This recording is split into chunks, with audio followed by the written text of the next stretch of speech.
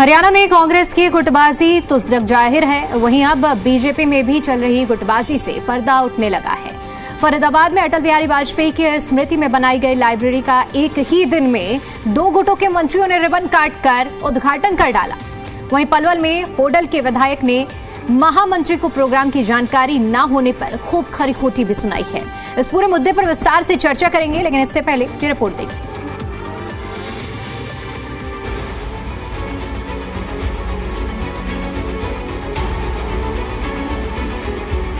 हरियाणा के सियासी दंगल में राजनीतिक दलों के बीच उठापटक आम बात है, लेकिन एक ही पार्टी में कई धड़े कई गुट हों तो नाक की लड़ाई में खामियाजा पार्टियों को भी भुगतना पड़ता है।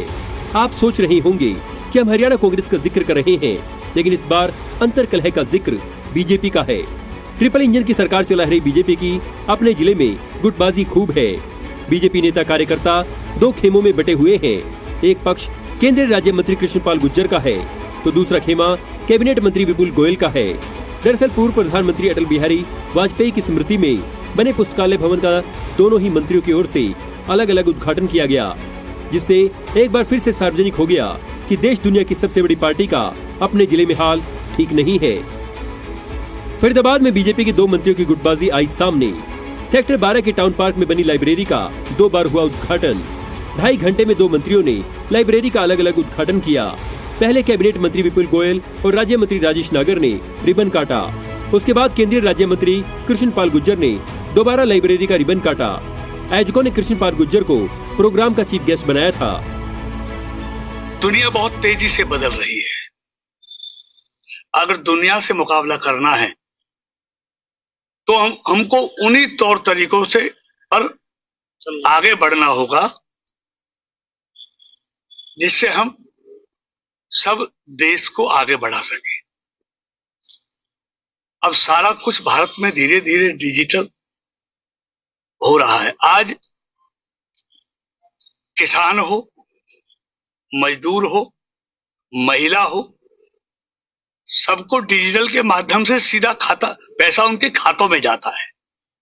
तो ये डिजिटल का ही तो कमाल है। अब ई लाइब्रेरी में दुनिया की कोई भी चीज जो बच्चों की आज की जरूरतों के हिसाब से पढ़ना है, उसको समझना है, तो वो ई लाइब्रेरी के माध्यम से दुनिया की सारी जानकारी उनको मिल सकती है।